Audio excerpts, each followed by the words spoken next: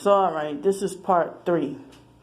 So I want to continue on about, how stressed I've been, me being frustrated all these many years about the sleep deprivation.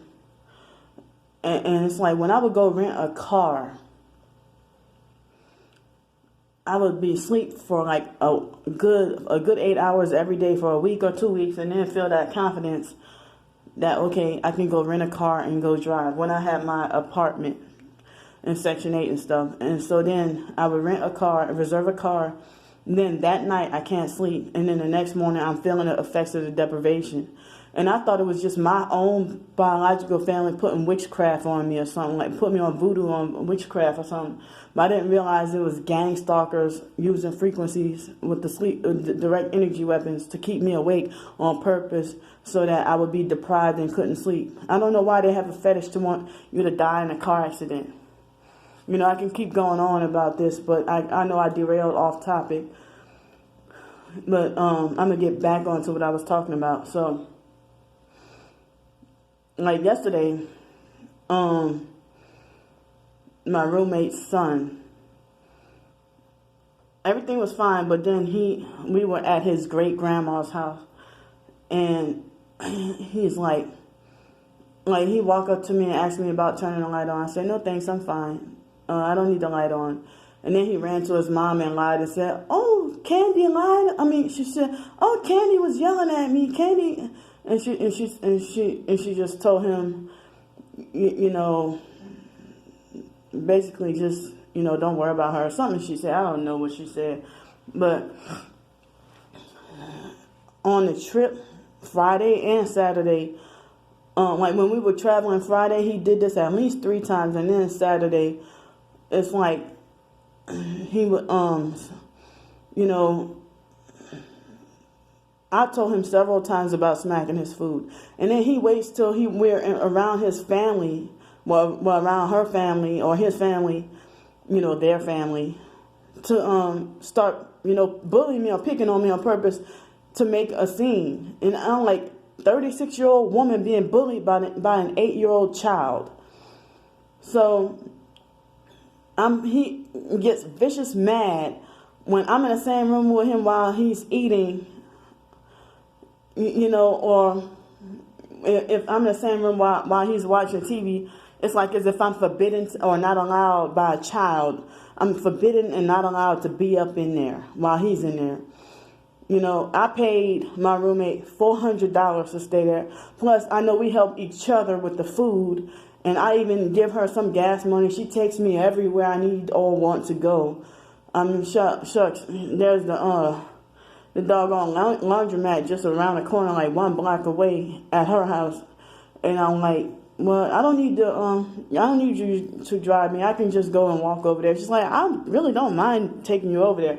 I'm like, okay, well, fine. So, we get my clothes in the car, and she just drives me a short distance to the laundromat, And so, but that boy, I told her, I said, if anything, I said, he's going to be the cause of me wanting to leave. If I just up and leave one day, he's going to be the cause. And the first time she begged me to stay, but the second time she just ignored me and just said nothing. But then she said she went and had a long talk with him. Well, that talk had lasted for a day or two, and then he went back to his old evil self again. He would do stuff like Friday and Saturday. He did this, like knowingly and deliberately smack his food on purpose, just so that and he's ready for me to turn around like on purpose. And then I turn around and before I can even turn around and just barely turn my face, and he's already like he smacks his lips like, and then what you looking at? Did that on purpose just to get me to turn around and react, just so he can be like, what you looking at, whatever. And then he does whatever, other noisy stuff, like tapping stuff or doing what, like, people think, oh, it's just something a little child does. But no, other targeted individuals who I talked to on the phone said that maybe the narcissistic dad might be training him to be a perp.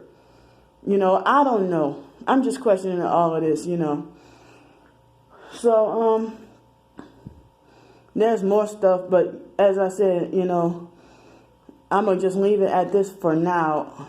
And I told myself I'm going to get a journal and start writing, start journaling stuff rather than, getting into it with him.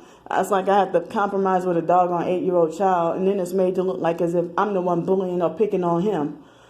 She told me that when he does something, tell her when it happens, and then when I do, oh, he just, she doesn't do anything. Like when he started to bully me Saturday, all she did was tell him scoot over and sit on the other side rather than chastising or disciplining him. She ain't have to whoop him, but just, even if you would just like tell him, give him at least some verbal correction, So, and this made it feel like I'm the one doing something wrong. Like you feel like you can't make your son do this, or you can't make your, as if you. I said, are you scared of what your husband is gonna do? Like, what are you scared of? Like, why are you scared to discipline him or put him in his place? So, as I said, with this part, I guess I'm done for now. I might have something to say later, and when I say later, I don't mean later on today, but maybe some time down the line, maybe later on this week or next week or something. But for now, I'm going to get some pen and paper and start journaling again about my thoughts like I used to, since I can't tell everything on YouTube. I can't tell everything on YouTube. So, that's why I'm going to just journal everything, write everything down, since I can't tell YouTube everything. I can't even tell everything on my blog. So I'm going to just write down all my feelings and I just got to get it out. I can't keep holding it in. So I'm going to talk to y'all later. Bye-bye.